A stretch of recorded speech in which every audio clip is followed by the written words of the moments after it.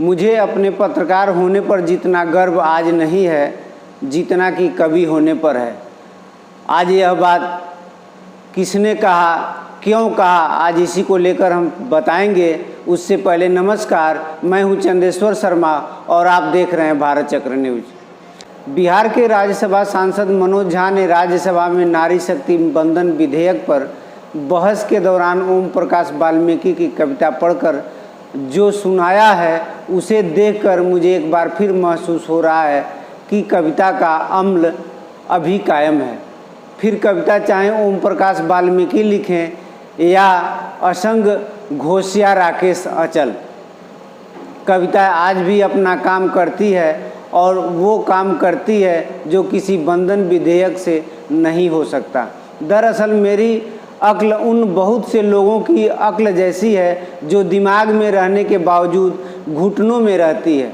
इसलिए जब डॉक्टर मनोज झा ने राज्यसभा में ठाकुर कविता पढ़ी तब कहीं कोई प्रतिक्रिया नहीं हुई। झा साहब के पीछे पूरी आरजेडी खड़ी है। मेरा मानना है कि अब मामला सिर्फ आरजेडी और भाजपा का नहीं है। झा के पीछे एक कवि के नाते मैं भी खड़ा हूं और मुझे उम्मीद है कि झा के पीछे देश का हर कवि खड़ा होगा, चाहे वो किसी भी भाषा का हो। मैं डॉक्टर मनोज झा को आश्वस्त करना चाहता हूं कि वे अकेले नहीं हैं और उन्हें अपनी सुरक्षा के लिए किसी फौज फांटे की ज़रूरत नहीं पड़ेगी। दुनिया जानती है कविता की ताकत को, न जानती हो तो आज जान ले, अमृतकाल में जान ले कि यदि आपके पास कविता है तो आप अकेले नहीं हैं। कविता आदमी को अकेला रहने भी नहीं देती। कविता में अम्ल और क्षार दोनों होता है। कविता तलवार से भी ज़्यादा धारदार और मारक होती है। कविता लाल मिर्च से भी ज़्यादा तीखी होती है।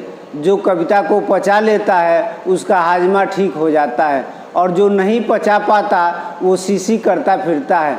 बाहुबली आनंद मोहन और चेतन आनंद की तरह।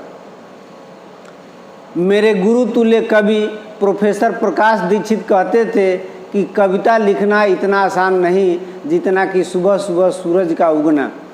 कविता कोशिश होती है मोमबत्ती से पत्थर पर लकीर उकेरने की। भाजपा के पास यदि रमेश बिधूड़ी हैं तो ये संजोग है कि आरजेडी के पास मनोज झा हैं जैसे सांसद हैं। झा बिना गाली गलौज के भी अपनी बात कहकर संसद को ही नहीं बल्कि देश के उस वर्ग को गरमा दे सकते हैं जो आज भी शोषक है, आज भी जो मनुष्य को मनुष्य नहीं मानता, आज भी उसकी निगाह में ऊंच नीच हिलोरे मारती हैं। खुदा का शुक्र है कि आनंद मोहन संसद में नहीं हैं, अन्यथा वे तो डॉक्टर मनोज झा की जबान खींच ही लेते। अभी तो वे जबान खींचने की धमकी भर दे रहे हैं। धमकी देने वाले भाजपा में हमेशा से पुरस्कृत किए जाते हैं। डॉक्टर मनोज झा को जिस कविता को सुनाने के बाद जान से मारने कोई धमकी दी जा रही है वो उनकी लिखी नहीं है। कविता उत्तर प्रदेश के बरला गांव मुजफ्फरनगर के उन ओम प्रकाश वाल्मीकि की है जो अब इस दुनिया में नहीं है। ओम प्रकाश वाल्मीकि का नाम के ही नहीं बल्कि जन्म से भी वाल्मीकि थे। आज अगर वे होते तो पूरे 73 साल के होते और बहुत खुश होते अपनी कविता की मार को देखकर। ये तो अच्छा है कि भाजपा ने नरसिंहों को ज़्यादा पढ़ना लिखना नहीं आता, अन्यथा वे ओम प्रकाश वाल्मीकि की आत्मकथा जूठन पढ़कर या तो खुदकुशी कर लेते या फिर सुधर जाते, धमकियाँ देना भूल ही जाते। वाल्मीकि ने लिखा था कि शब्द झूठ नहीं बोलते। देश में अगले साल आम चुनाव होने वाले हैं। अगले महीने देश के 5 राज्यों की विधानसभाओं के भी चुनाव होने हैं। राजनीतिक दलों को खासकर भाजपा को चाहिए कि वो बाहुबलियों, धन पशुओं या अनपढ़ों को अपना प्रत्याशी बनाने की बजाय कवियों को अपना प्रत्याशी बनाएं। जनप्रतिनिधि अगर कवि होगा तो डॉक्टर मनोज की तरह अपने प्रतिद्वंदी को कविताएं सुनाकर लाजवाब कर देगा। मैं चुटकुले सुनाने वाले कवियों की बात नहीं कर रहा, मैं राम कथाएं सुनाने वाले कवियों की भी बात नहीं कर रहा हूँ। मैं उन कवियों की बात कर रहा हूँ जो चेतना के कवि हैं, भले ही वे दलित हों या सवर्ण, ठाकुर हों या वाल्मीकि। वैसे भी यदि कोई मूलतः कवि है तो उसके भीतर बैठा ठाकुर ब्राह्मण अपने आप या तो मर जाता है या खिसक लेता है। देश का दुर्भाग्य है कि राजनीति में कवियों के लिए जगह सीमित है। राजनीति में गिने चुने कवि हैं। कविता से रार रखने वाले, कविता से भी खार खाने वाले की संख्या राजनीति में ज़्यादा है। राजनीति भी कविता को कहाँ सींचती है। कविता आज भी उनकी जय बोल रही है जो देश के खेतों में काम करते हैं, सीमाओं पर पहरा देते हैं। मुझे हैरानी होती है कि उस बिहार के भाजपा नेता और पूरी भाजपा कविता के प्रहार से भयभीत है। जिस बिहार ने देश को एक से बढ़कर एक कवि दिए हैं, कलम आज उनकी जय बोल जैसी अमर कविता लिखने वाले रामधारी सिंह दिनकर बिहार की धरती के ही सपूत थे। क्या आनंद मोहन और उनके जैसे लोग दिनकर की भी जबान खींच लेते। क्या आनंद मोहन और उनके जैसे लोग दिनकर की जबान भी खींच लेते। दिनकर ने तो सीना ठोक कर लिखा था कि अंधा चकाचौंध का मारा, क्या जाने इतिहास बेचारा।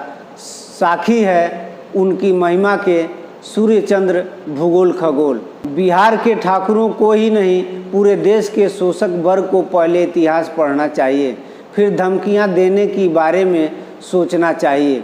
उन्होंने जान लेना चाहिए कि कविता किसी जात को इंगित नहीं करते। ओम प्रकाश वाल्मीकि की कविता यदि ठाकुरों को इंगित कर लिखी गई है तो बिहार में तो कर्पूरी ठाकुर भी होते हैं। क्या ये कविता कर्पूरी की जाति को निशाने पर रखकर लिखी गई होगी। मुझे भाजपा पर, उसके सांसदों पर गुस्सा बिल्कुल नहीं आता, दया आती है, क्योंकि उनके पास न तो भाजपा के पितृपुरुष अटल बिहारी वाजपेयी की तरह भाषा का लालित्य है और न ही साहित्य का ज्ञान। वे बेचारे कविता की ताकत को क्या समझेंगे, उन्हें क्षमा किया जाए। मैं मनोज झा को नहीं जानता, उनसे कभी मिला भी नहीं। एक दो टीवी डिबेट में ज़रूर उनके साथ बैठना हुआ है। इस बिना पर मैं कहता हूं कि मनोज झा जैसे सांसद हमारी राजनीति की ज़रूरत है, उनका समर्थन किया जाना चाहिए। मनोज झा पर किसी भी तरह का हमला एक आरजेडी सांसद पर नहीं बल्कि इस देश के साहित्य पर भी हमला है, सांसद पर भी हमला है और लोकतांत्रिक समाज पर भी हमला है। इसलिए आइए मनोज झा का साथ दीजिए, कविता का साथ दीजिए। आज की खबर आपको कैसी लगी?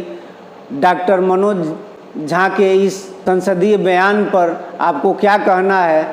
आप कमेंट कर सकते हैं। साथ ही चैनल को सब्सक्राइब कर बेल आइकन को ज़रूर दबाएं और देखते रहें भारत चक्र न्यूज़। नमस्कार।